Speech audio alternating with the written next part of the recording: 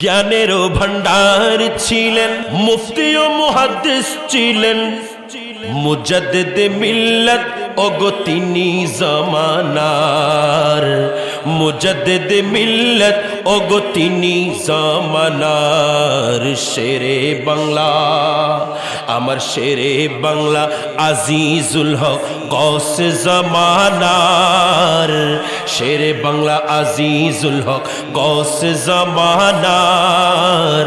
প্রেমানলে জ্বলতে ছিলেন নবী মুস্তাফার, প্রেমানলে জ্বলতে ছিলেন নবী মুস্তাফার। আমার শেরে বাংলা হযরতে ইমাম শেরে বাংলা আল কাদরি রহমতুল্লাহ আলাইহির অন্তর, এটা তো সাধারণ অন্তর ছিল না, এটা তো রসুলের প্রেমে জ্বলে এটা ছারকার হয়ে গেছে এমন একটা অন্তর। আমাদের দেশের মধ্যে একটা প্রবাদ আছে, বলে যে ওয়াবি মাদ্রাসা ফারেক হয়ে দিলে আবার বহুত বালা, ওয়াবি মাদ্রাসার ছাত্র লেখাপড়া খুব ভালো। তো ইমাম শেরে বাংলা আমাদের এই মাইন্ডটাকে যেন ড্যামেজ করে দেওয়া যায়, সেজন্য ইমাম শেরে বাংলা আল কাদরি রহমতুল্লাহ আলাইহি তিনি কি করলেন, তিনি ওই ভারতে থাকাকালীন, হিন্দুস্তানে থাকাকালীন তিনি দেওবন্দ মাদ্রাসায় চলে গেছেন। আমি দেওবন্দ মাদ্রাসার মধ্যে মন চাইলো একটু যাব, তাদের এলবের একটা পরীক্ষা নেব। আমি একদিন গেলাম, গিয়ে আমি ভর্তি হওয়ার জন্য চাইলাম, কারণ পরীক্ষা করতে হলে একটা ইস্যু তো লাগবে। আমি বললাম আমি ভর্তি হব, তারা আমাকে ভর্তি করানোর জন্য একটা ভর্তি পরীক্ষা বসালেন, ভর্তি পরীক্ষার একটা বোর্ড বসালেন। যেদিন ভর্তি পরীক্ষা হবে সব ছাত্ররা ওখানে ভর্তি পরীক্ষার মধ্যে অংশগ্রহণ করেছেন, যারা যারা ভর্তি পরীক্ষা দিয়েছেন, দেওয়া শেষ হয়েছে। আমাকেও ডাকা হলো, আমিও গেলাম। আমি গিয়ে তাদেরকে এবার পরীক্ষা দেওয়ার জন্য উপস্থিত হলাম। তারা এবার আমার কাছ থেকে প্রশ্ন করা শুরু করলো। এরা আমার কাছ থেকে একটার পর একটা প্রশ্ন করছেন। ওখানে প্রধান পরীক্ষক হিসেবে ছিলেন যিনার নাম মাওলানা ইশফাকুর রহমান কান্দলবি, যিনি নাসাই শরীফের টিকা লিখেছেন, এমন একজন বড় আলেম, তাদের একজন বড় আলেম উপস্থিত ছিলেন। এনারা সবাই মিলে আমার কাছ থেকে পরীক্ষা নেওয়া শুরু করলেন, একটার পর একটা প্রশ্ন করা শুরু করলেন। আমি যত প্রশ্নের উত্তর দেই তত আরো প্রশ্ন করে, যত প্রশ্ন করছেন আমি উত্তর দিতে থাকলাম। এরা কোরআনে কারীম থেকে, হাদিসে পাক থেকে, ফিকহ থেকে, ফতোয়া থেকে, ফরায়েজ থেকে অনেক প্রশ্ন করেছেন, উসুল থেকে অনেক প্রশ্ন করেছেন। যত প্রশ্ন করেন, বালাগত থেকে প্রশ্ন করেছেন, মন্তিক থেকে প্রশ্ন করেছেন, যত প্রশ্ন করেছেন আমি উত্তর দিতে গেলাম। আমি উত্তর দিতে যখন আমি সব প্রশ্নের উত্তর দিয়ে দিলাম, তারা খুশি হয়ে গেলেন, তারা আশ্চর্য হয়ে গেলেন। তারা আশ্চর্য হয়ে আমার দিকে তাকিয়ে আছেন আর বলতে লাগলেন, তোমার এই প্রশ্নগুলোর উত্তর শুনে আমরা অবাক হয়ে গেছি। তোমাকে আমরা ভর্তির জন্য পারমিশন দিলাম, সেই সঙ্গে তোমার ভর্তির সঙ্গে তোমাকে আমরা একটা উপবৃত্তি দেব। প্রত্যেক মাসে তোমার জন্য 5 টাকা করে বরাদ্দ থাকবে। তখনকার 5 টাকা অনেক টাকা, 5 টাকা করে বরাদ্দ থাকবে। তোমার ভর্তিও ফ্রি, তোমাকে 5 টাকা বৃত্তিও দেওয়া হবে, তোমার বেতনও ফ্রি। তোমাকে ভর্তি করার জন্য আমরা পারমিশন দিলাম।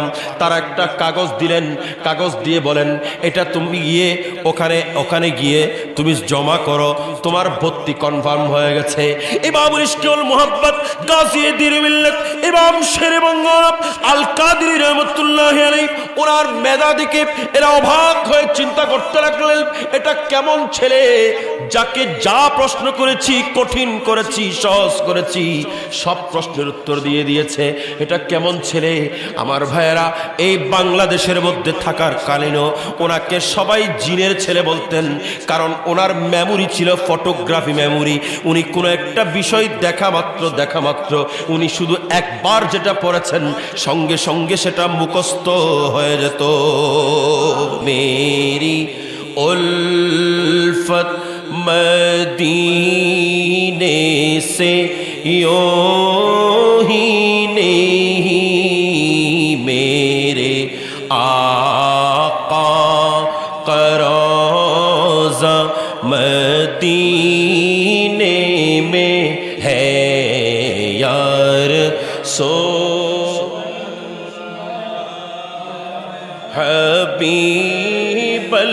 हबीबल्लाह यार, सो या हबीब अल्लाह या रसूल अल्लाह या हबीब अल्लाह या रसूल अल्लाह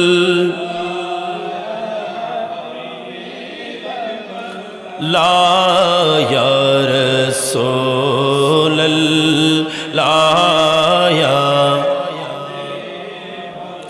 अर्श-ए आज़म पे जिसकी बड़ी शान है, रोज़ा-ए मुस्तफ़ा जिसकी पहचान है, रोज़ा-ए मुस्तफ़ा जिसकी पहचान है, जिसका हम पल्ला कोई महल्ला नहीं, जिसका हम पल्ला कोई महल्ला नहीं, ऐके ऐसी महल्ला मदीने में है या रसूल अल्लाह या रसूल अल्लाह या।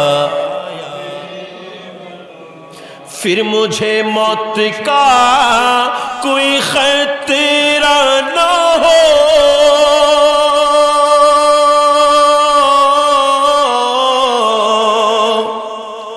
मौत क्या जिंदगी की भी परवाह हो, मौत क्या जिंदगी की भी परवाह ना हो।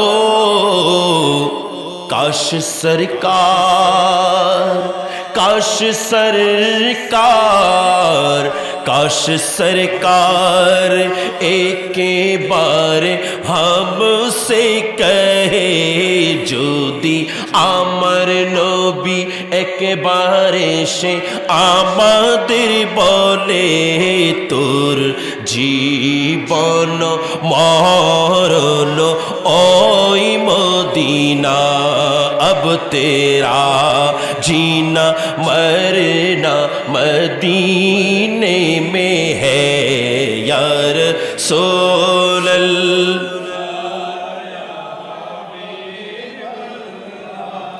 या रसूल अल्लाह या। जब भी मेरी हो संगे दर तुम्हारा या रसूल अल्लाह,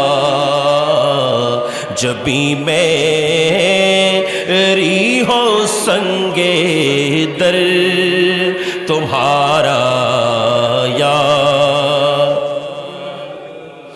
यही है एक जीने का सहारा या।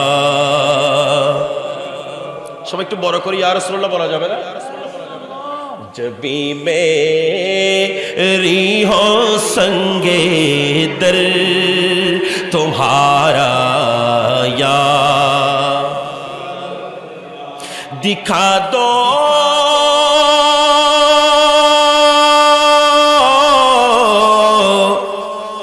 अपना चेहरा प्यारा प्यारा या रसूल अल्लाह, दिखा दो अपना चेहरा प्यारा प्यारा या रसूल अल्लाह। खुदा का जीत जी कर लो नजारा या रसूल अल्लाह, खुदा का जीत जी कर लो नजारा या रसूल अल्लाह यही है एक जीने का सहारा या बरोज़े हश्र मेरी इसी की लाज रख लेना बरोसे हश्र मेरी इसी की लाज रख लेना तुम्हारा हो तुम्हारा हो तुम्हारा या तुम्हारा हो तुम्हारा हो तुम्हारा या रसूल अल्लाह जबी मेरी हो संगे दर तुम्हारा या দুনিয়ার মধ্যে আপনি যেখানে ইচ্ছা থাকতে পারবেন যেতে পারবেন যতক্ষণ আপনি তাসবিহ পাঠ করবেন ততক্ষণ ইবাদত যতক্ষণ আপনি কোরআনে কারীম খুলে পড়বেন ততক্ষণ ইবাদত যতক্ষণ নামাজ পড়েছেন ঘরের মধ্যে বসে বসে ততক্ষণ ইবাদত এরপরে আর ইবাদতের কোনো সুযোগ বলেন কোন সুযোগ কিন্তু আল্লাহ আমাদেরকে এমন একটা ঘর দিয়েছেন যেটা খানায়ে কাবার শাখা এবং ব্রাঞ্চ যেটা কাল মাহশরের ময়দানের মধ্যে খানায়ে কাবা ইনজিল বগি হিসাবে থাকবেন ইনজিল বগির পেছনে যে প্যাসেঞ্জার বগিগুলো থাকবেন এই প্যাসেঞ্জার বগিগুলো হলো উত্তর মুজাফফরপুর মুঈনিয়া আজিজিয়া নসিরিয়া মসজিদ এটা ওই প্যাসেঞ্জার বগিগুলোর অন্তর্ভুক্ত হবেন এখানে এসে যারা বসবেন এখানে এসে যারা তাসবিহ পড়বেন নয় এখানে যারা চুপচাপ বসে থাকবেন প্রত্যেককে আল্লাহর পক্ষ থেকে ওই প্যাসেঞ্জার বগির মধ্যে কাল মাহশরের ময়দানে উঠানো হবে কাল মাহশরের ময়দানে উঠানো হবে যখন এমন পরিস্থিতি হবে মাহশরের ময়দানটা কেমন একটু চিন্তা করলে বুঝবো তো আল্লাহ রাসূল হুজুর পুরুষ সাল্লাল্লাহু আলাইহি ওয়াসাল্লাম এলান করতে লাগলেন মাহশরের ময়দান এটা এমন অবস্থা মানুষ কারো ঘাম শরীর থেকে পড়তে এই ঘামের সমুদ্রের মধ্যে মানুষ ডুব দিতে থাকবেন কারো হাঁটু পর্যন্ত ঘাম হবেন কারো চুলগিরা পর্যন্ত হবেন তাদের আমল অনুযায়ী কারো কোমর পর্যন্ত ঘাম হবেন কারো গলা পর্যন্ত ঘাম হবেন নয় বরং কেউ ঘামের সমুদ্রের মধ্যে ডুব দিতে থাকবেন এবং আল্লাহর পক্ষ থেকে ওই সূর্য যেটা 1.96 কোটি কিলোমিটার দূরে অবস্থান করছেন এই সূর্য সেদিন আর এত দূরে থাকবে না এই সূর্য মানুষের এক হাত উপরে চলে আসবেন কিংবা এক গজ উপরে আসবেন মানুষের মাথার মগজগুলো সিদ্ধ হয়ে গড়িয়ে পড়বেন এমন মুহূর্তের মধ্যে আর কোনো সাহারা থাকবে না আমরা আপনারা আজকে আল্লাহর ঘরের মধ্যে বসে আপন মাহবুব নবীর উপর আল্লাহর প্রিয় মাহবুব নবীর উপর যে দুরূদ শরীফ পাঠ করেছি আল্লাহর মাহবুব নবী সেই মাহশরের ময়দানের মধ্যে আমার মতো আপনার মতো মানুষদের জন্য সাহারা হবে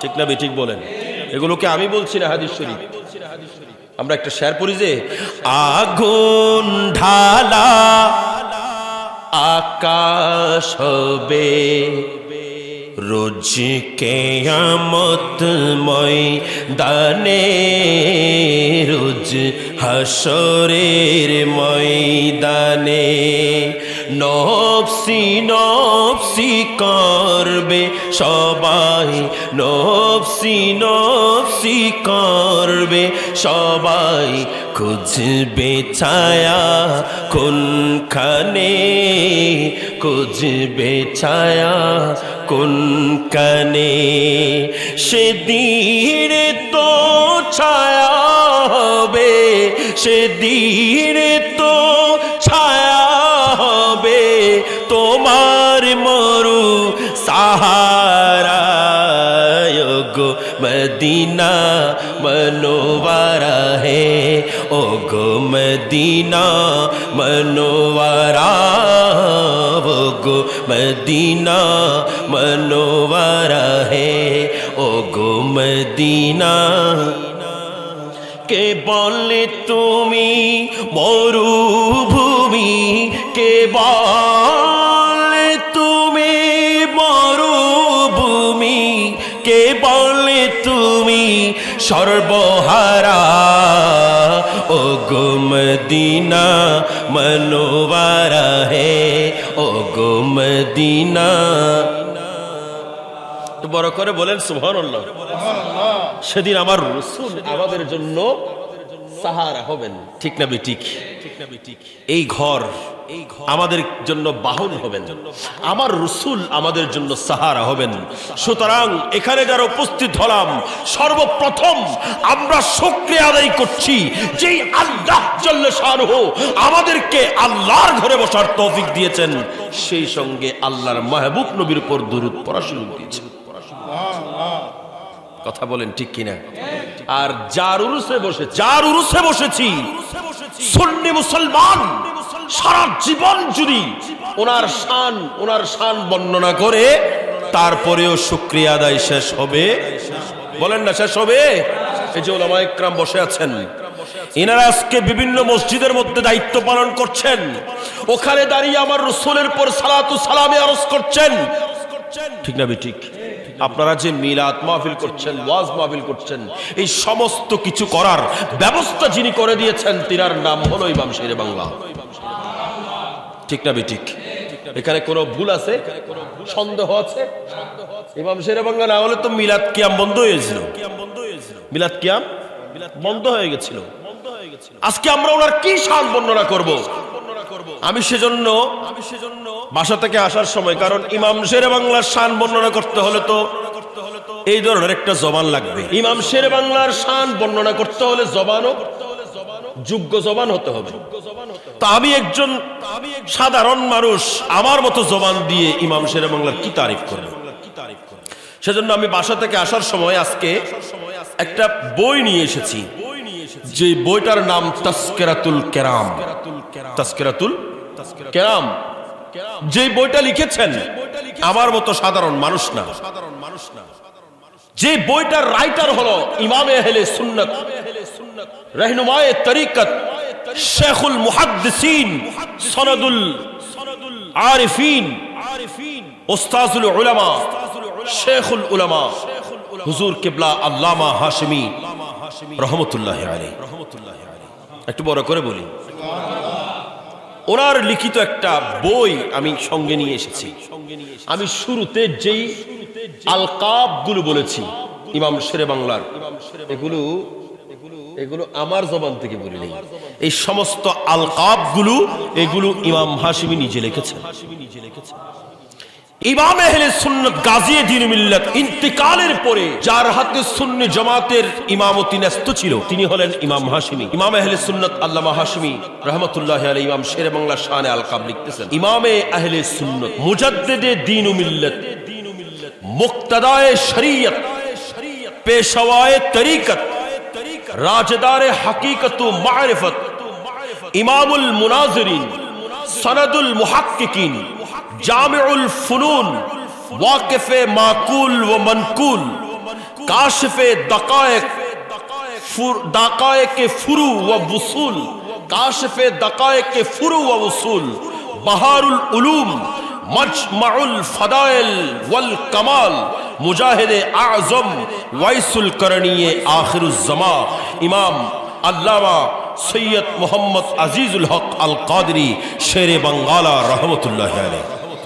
তো হযরতে ইমামুল ইশক ওয়াল মুহাব্বত গাজী দ্বীন মিল্লাত উনি 1323 হিজরির 1313 বাংলা 1906 খ্রিস্টাব্দে উনি জন্মগ্রহণ করেছেন। ওনার মেধা শক্তি কিন্তু খুবই প্রখর ছিল, যার প্রেক্ষিতে উনি অল্প সময়ে যে কোনো কিছু ক্যাচ করতে পারতেন, যে কোনো বিষয় উনি ক্যাচ করতেন। উনি প্রাথমিক শিক্ষা ওনার ঘরের মধ্যে ওনার আব্বাজান কেবলার মাধ্যমে অর্জন করেছেন। এগুলো অর্জন করার পরে ইনি আস্তে আস্তে আস্তে আস্তে বাংলাদেশের শিক্ষাগুলো শেষ করে তিনি যখন বাংলাদেশের বাইরে শিক্ষা করার জন্য হিন্দুস্তানের দিল্লিতে সফর করেছে। হিন্দুস্তানের দিল্লির ফতেপুর সরকারি মাদ্রাসায় উনি অধ্যয়ন করেছেন। যে মাদ্রাসায় ওনার এই ব্রেনের অবস্থা দেখে, ওনার জ্ঞান গর্ব অবস্থা দেখে, জ্ঞানের পরিধি দেখে ইমাম শেরে বাংলার ফি এরা মওকুফ করে দিয়েছে, ওনাকে ফ্রি লেখাপড়া করার ব্যবস্থা করে দিয়েছে ইমাম শেরে বাংলা আল কাদরি রহমতুল্লাহি আলাইহি। এখানে ওই মাদ্রাসার মধ্যে উনি সমস্ত ইলম অর্জন করার পরে যখন ইনার একদিন, কারণ ওনার একটা মকসদ ছিল, যেটা আমাদের মধ্যে একটা মকসদ থাকে, কথা বলেন, আমাদের একটা মকসদ। আমরা যখন বাচ্চাদের সন্তানদের বইয়ের মধ্যে একটা বিষয় আছে, এখানে বলা হয় আপনার লক্ষ্য উদ্দেশ্য, একটা রচনা আমরা লিখি না, লিখি আপনার লক্ষ্য কি, আপনার উদ্দেশ্য কি, আপনার হবি কি, আপনার হবি কি, এটা আমরা রচনা লিখি, ঠিক না? ছোটবেলায় আমরা রচনা লিখেছি। ইমামুল ইশকাল মুহাম্মদ গাজী দ্বীর মিল্লাত ইমাম শেরে বাংলা আল কাদরি রহমাতুল্লাহি আলাইহি, ওনারও একটা হবি ছিল। আমাদেরকে কাছে যখন প্রশ্ন করা হয় আপনার হবি কি, আমরা কেউ বলি ডাক্তার হব, কেউ বলি ইঞ্জিনিয়ার হব, কেউ বলি আলেম হব, ঠিক না বিঠিক? এক একজনের এক একটা মকসদ থাকে। কেউ বলে ইঞ্জিনিয়ার হব, কেউ বলে ডাক্তার হব, কেউ বলে আলেম হব। এক একজনের এক একটা মকসদ থাকে। কিন্তু ইমাম শেরে বাংলা আল কাদরি রহমাতুল্লাহি আলাইহি ওনার একটা মকসদ ছিল, ওনার একটা হবি ছিল, ওনার একটা মকসদ, ওনার একটা হবি। সেটা হলো তিনি একটাই হবি অন্তরের মধ্যে ধারণ করতেন। তিনি বলেন আমি একজন আশিকে রাসূল হব। কি হব? আশিকে রাসূল হব। ইমাম শেরে বাংলা আল কাদরি রহমাতুল্লাহি আলাইহি যখন কলকাতা থেকে, কলকাতা দিল্লির ওই মাদ্রাসা, যে মাদ্রাসার নাম ফতেপুর সরকারি মাদ্রাসা, ফতেপুর সরকারি মাদ্রাসায় লেখাপড়া শেষ করার পরে উনি ওই দিল্লির মধ্যে, ওই কলকাতার মধ্যে অবস্থান করছিলেন। একদিন ওনার মন চাইল এখানে যে দেওবন্দীদের মাদ্রাসা আছে, ওহাবিদের মাদ্রাসা আছে, আমাকে ওখানে যেতে হবে। কারণ আমরা আপনারা জানি আমাদের দেশের মধ্যে অনেকে বলে যে দেওবন্দি মাদ্রাসা থেকে ফারেক হয়েছেন, তাইলে ওনার এলম বেশি, ঠিক না বেঠিক? বলে কি বলে না? আমাদের দেশের মধ্যে একটা প্রবাদ আছে, বলে যে ওয়াহাবি মাদ্রাসা তো ফারেক হয়ে দিলে আবার বহুত বালা, বলে কি বলে না? ওয়াহাবি মাদ্রাসার ছাত্র লেখাপড়া খুব ভালো। তো ইমাম শেরে বাংলা আমাদের এই মাইন্ডটাকে যেন ড্যামেজ করে দেওয়া যায়, সেজন্য ইমাম শেরে বাংলা আল কাদরি রহমতুল্লাহি আলাইহি তিনি কি করলেন? তিনি ওই ভারতে থাকাকালীন, হিন্দুস্তানে থাকাকালীন তিনি দেওবন্দ মাদ্রাসায় চলে গেলেন। একদিন তিনি সুবহানিয়া আলিয়া মাদ্রাসার যিনি সাবেক মুহাদ্দিস, প্রধান মুহাদ্দিস ছিলেন, এবং জামে আহমদিয়া সুন্নিয়া আলিয়ার যিনি প্রধান মুহাদ্দিস ছিলেন, এবং শাহ চাঁদ আউলিয়া কামিল মাদ্রাসার অধ্যক্ষ ছিলেন জনাব মোহাম্মদ সিরাজউদ্দিন সাহেব, ওনাকে একদিন এই ঘটনাগুলো বলতেছেন। সেখানে উপস্থিত ছিলেন ইমাম আহলে সুন্নাত রাহনুমায়ে তরিকত হুজুর কিবলা আল্লামা হাশমি রহমতুল্লাহি আলাইহি।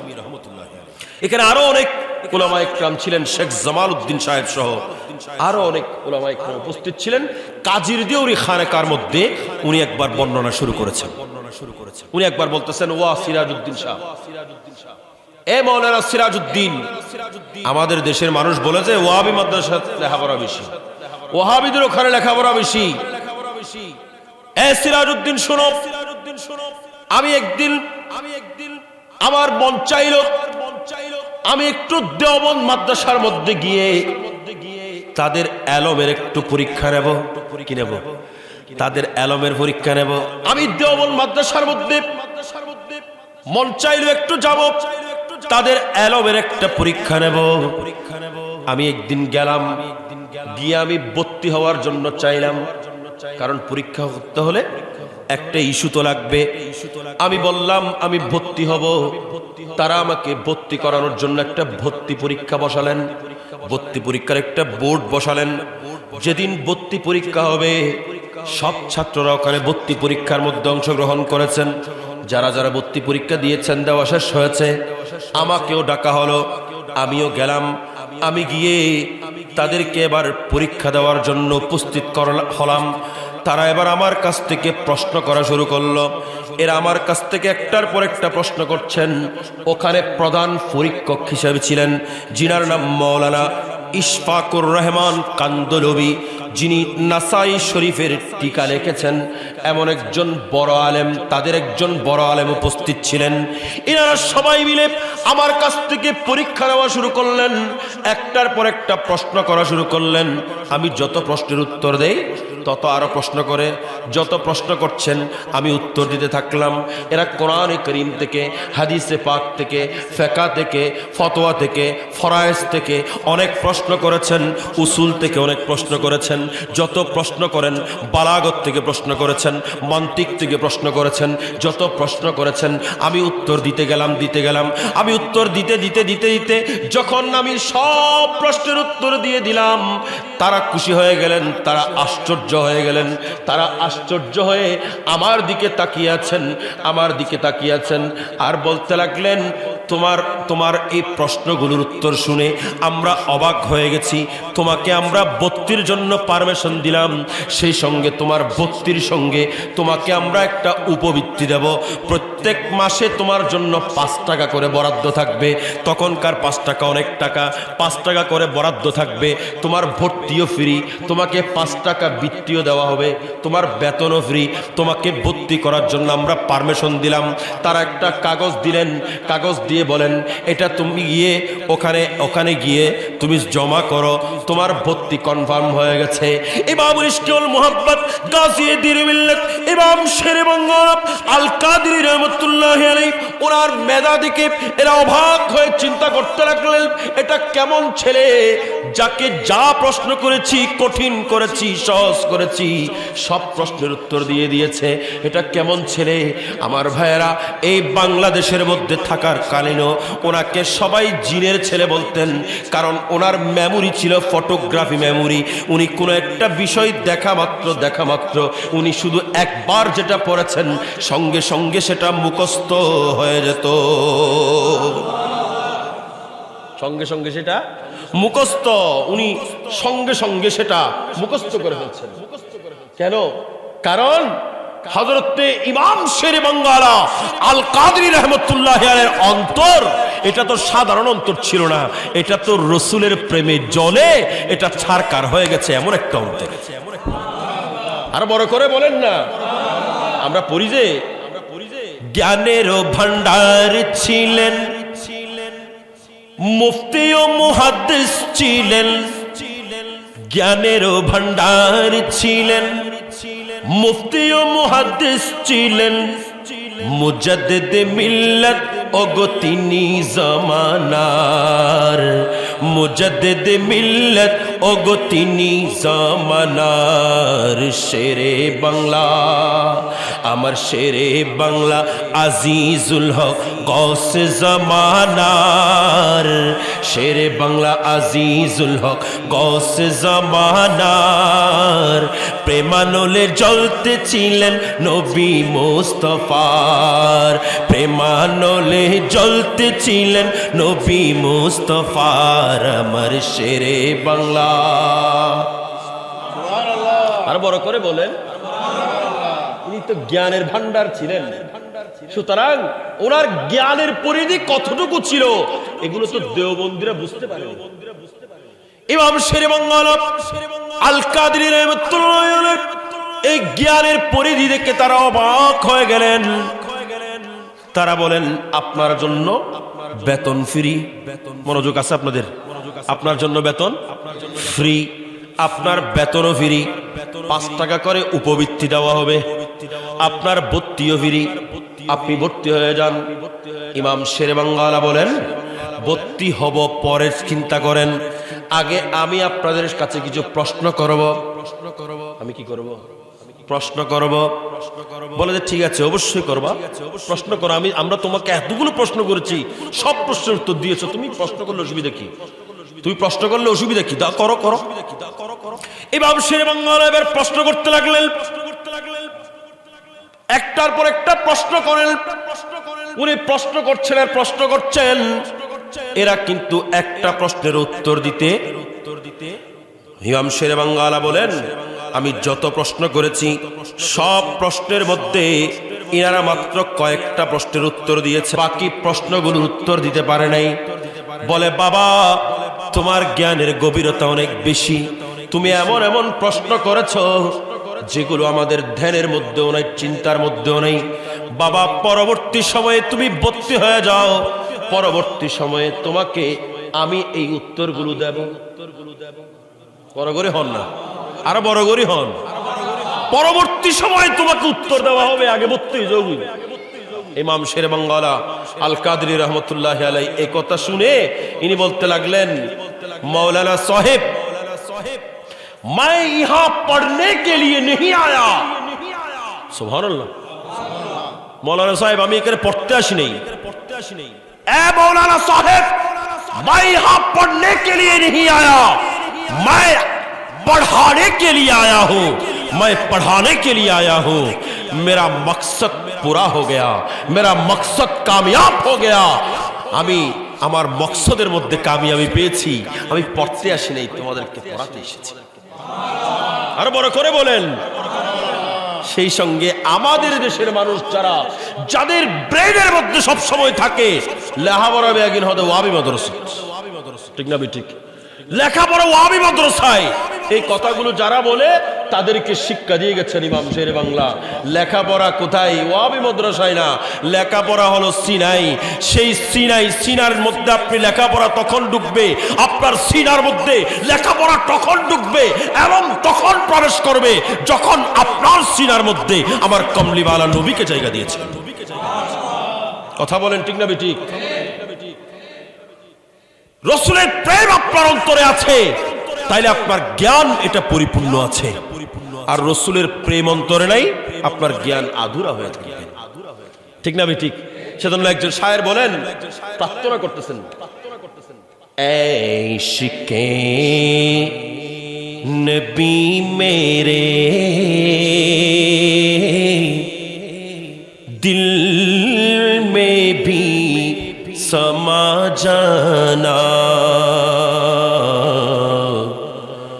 मुझको भी मोहम्मद का दीवाना बना जाना, मुझको भी मोहम्मद का दीवाना बना जाना। जो रंग के जामे पर